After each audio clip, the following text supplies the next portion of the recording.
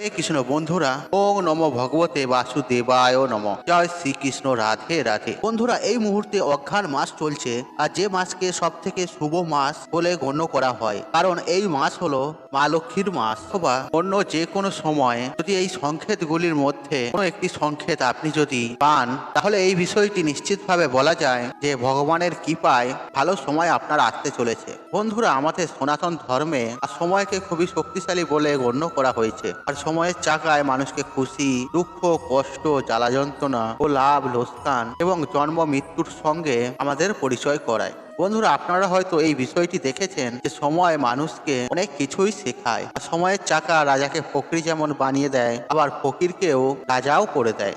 এটা মানা হয় সময়েরই জন্য কোনো মানুষের জীবনে কখনো সুখ কখনো দুঃখ দেখা দেয়। কিন্তু আপনি কি কখনো এটি ভেবে দেখেছেন যে আপনার জীবনের শুভ সময় আসতে চলেছে, আর এটি আগে থেকে কিভাবে জানা যাবে? বন্ধুরা, স্বয়ং শ্রীকৃষ্ণ নারদমুনিকে এই প্রশংসে বলেছেন যে প্রকৃতি আমাদের এই সংকেতগুলি প্রদান করে থাকেন। বন্ধুরা, সবার প্রথমে যে সংকেতটির কথা বলবো আর তা হলো, যদি পূজার সময় আপনার চোখ দিয়ে জল আসে অথবা আপনার শরীরে একটা কম্পন অনুভব করেন, তাহলেও এই বিষয়টি ভগবানের সংকেত হিসেবে গণ্য করা হয়। বন্ধুরা, এর মাধ্যমে ভগবান আমাদের কাছে ব্যক্ত করছে যে তিনি আমাদের সঙ্গে সদা সর্বদাই রয়েছেন। বন্ধুরা, যদি পূজা করার সময় ঠাকুরের নিবেদন করা ফুল যদি আপনার সামনে পতিত হয়, অথবা পূজার সময় যে প্রদীপ আপনি প্রচলিত করেছেন আর সেই প্রদীপের শিখাটি যদি উপর দিকে উঠতে দেখা যায় এবং দীর্ঘক্ষণ পর্যন্ত প্রচলিত হয়, তাহলে এই বিষয়টি সংকেত প্রদান করেন যে ঈশ্বর আপনার পূজায় সন্তুষ্ট হয়েছেন এবং খুব শীঘ্রই আপনার কাছে কোনো ভালো খবর আসতে চলেছে। কিন্তু বন্ধুরা, প্রদীপ জ্বালানোর সময় আর বারবার তা যদি নিভে যায়, তাহলে এই বিষয়টি অশুভ সংকেত হিসেবে গণ্য করা হয়। বন্ধুরা, দ্বিতীয় যে সংকেতটির কথা বলবো আপনাদের, আর তা হলো, আপনার বাড়িতে যদি অধিক মাত্রায় কালো পিঁপড়ের আগমন ঘটে থাকে, তাহলে এই বিষয়টিকেও অত্যন্ত শুভ হিসেবে গণ্য করা হয়। যে বলা হয় কালো পিঁপড়ের আগমনে বাড়িতে মা লক্ষ্মীর আগমনকে চিহ্নিত করে। তাই যদি বাড়িতে সারিবদ্ধভাবে কালো পিঁপড়ের আগমন কে দেখতে পান, তাহলে অবশ্যই আটার সঙ্গে চিনি মিশিয়ে তাদের উদ্দেশ্যে খেতে দিন। আপনার ঠাকুর ঘর, তুলসী মঞ্চ বা রান্নাঘরে যদি এই কালো পিঁপড়ের আগমন ঘটে, তা আপনার ও আপনার পরিবারের সুখ, শান্তি ও সমৃদ্ধি বৃদ্ধির ইঙ্গিত প্রদান করে। বন্ধুরা, তৃতীয়ত, আপনার বাড়িতে যদি টিকটিকির আগমন হয়ে থাকে এবং একই সঙ্গে হঠাৎ করে যদি একই জায়গায় তিনটি টিকটিকি দেখতে পান, তাহলে এই বিষয়টিকে বাড়িতে মা লক্ষ্মীর আসার সংকেত হিসেবে গণ্য করা হয়। বন্ধুরা, এমনটা বিশ্বাস করা হয়, আর এই সময় সামান্য আতক চাল টিকটিকির ওপর যদি ছড়িয়ে দিতে পারেন এবং সেই সময় নিজের মনের প্রার্থনা আপনার ইষ্টদেবের উদ্দেশ্যে করতে পারেন, তাহলে সেই প্রার্থনা দ্রুত পূরণ হয়। বন্ধুরা, চতুর্থ সংকেতটি হলো, আর যদি এই সময়কালে ব্রহ্ম মুহূর্তে কারো আপনা আপনি হঠাৎ ঘুম ভেঙে যায়, আর সেই মানুষটি তখনই নিজের অজান্তেই ভগবানকে স্মরণ করতে থাকেন, কিংবা মানুষটির ওই সময় মনে হতে থাকে তাকে অন্য কেউ কোনো ভালো দিশা দেখাচ্ছে, আর তখন এই ধরনের মানুষের আর এটি বুঝে নেওয়া উচিত তার ভাগ্যের দুয়ার অতি শীঘ্র খুলতে চলেছে, আর খুব শীঘ্রই তার সফলতার নতুন নতুন রাস্তা মিলতে চলেছে।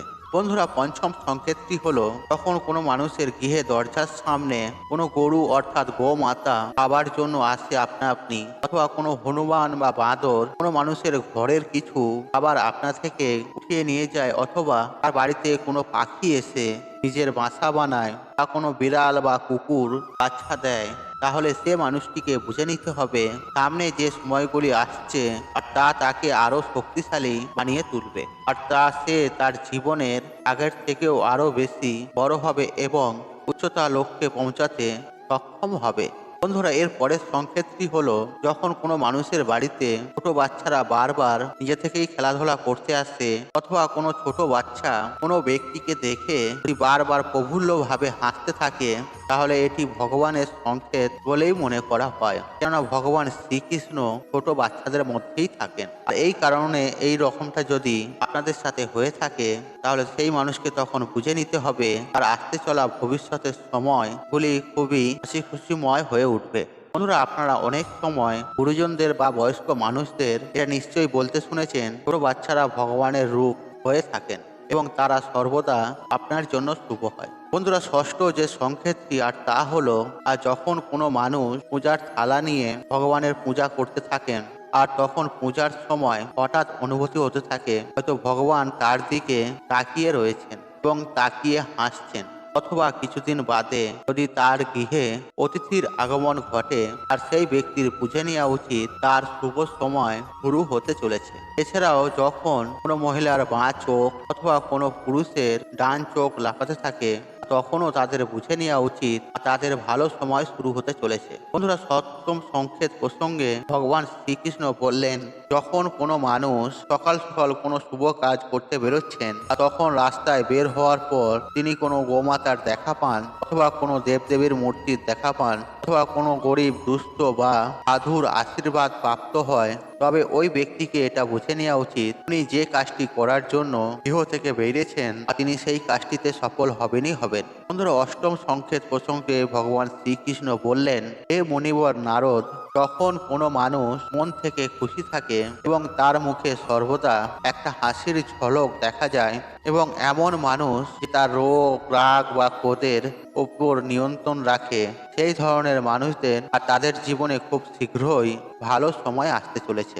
আর এই ধরনের মানুষেরা যখন কোনো জিনিস সম্পর্কে ভাবে তখন তার ভাবনা থেকেও আর বেশি পরিমাণে সেই জিনিসটি সে ব্যক্তি পেয়ে থাকে। বন্ধুরা, আপনারা নিশ্চয়ই এই বিষয়টি শুনেছেন যে প্রসন্ন চিত্তে মানুষের মধ্যে সর্বদা ভগবান বিরাজ করেন। আর যে ব্যক্তি নিজেকে নিয়ে কোনো অভিযোগ নেই আর ভগবানের দেয়া সমস্ত কিছুতেই আর তিনি প্রসন্ন থাকেন, আর সেই ব্যক্তি ভগবানের কাছে কিছু না চাইতেও অনেক কিছুই পেয়ে থাকেন। বন্ধুরা, নবম সংকেত হিসেবে ভগবান শ্রীকৃষ্ণ বললেন, আর যখন কোনো ব্যক্তি নিজের খরচাকে নিয়ন্ত্রণ করতে পারবে আর তখন আমি তাকে ধনপ্রাপ্তির নতুন নতুন রাস্তার সন্ধান দিয়ে থাকি এবং সেই ব্যক্তির সেই সময় বুঝে নেওয়া উচিত আর তার খারাপ সময় খুবই শীঘ্র কাটতে চলেছে এবং এই সময় থেকেই স্বয়ং লক্ষ্মী দেবী তার গৃহে বাস করতে চলেছে। আর সর্বশেষে ভগবান শ্রীকৃষ্ণ মুনিবর নারদ মুনিকে আরো বললেন, যদি কোনো ব্যক্তি সন্ধ্যাবেলায় অন্য কোনো ব্যক্তির দ্বারা দুধ কিংবা জল ভরা একটি পাত্র প্রাপ্ত হয় অথবা কেউ তাকে যদি এই সময় মিষ্টি প্রদান করে তাহলে সেই ব্যক্তিকে বুঝে নেওয়া উচিত আর তার জীবনে ভালো সময় অতি শীঘ্র শুরু হতে চলেছে। আর এই সংকেতগুলির মধ্যে আপনার জীবনে কখনো হয়েছে নিচে কমেন্ট বক্সে অবশ্যই জানাবেন। বন্ধুরা, এরকমটা যদি হয়ে থাকে তাহলে পূর্ণ বিশ্বাস রাখুন আপনার ভালো সময় অতি শীঘ্র আসবেই আসবে। বন্ধুরা, আপনারা যদি এই সংকেতগুলি পেয়ে থাকেন তাহলে পূর্ণ বিশ্বাস রাখুন আপনাদের অতি শীঘ্র শুভ সময় আসতে চলেছে আর এই সংকেতগুলি আপনারা ভগবানের দেয়া সংকেত হিসেবে আপনারা গণ্য করুন। এর ফলে দেখবেন শ্রীকৃষ্ণের আশীর্বাদে আপনাদের জীবনে খুব দ্রুত সময় বদলাতে চলেছে।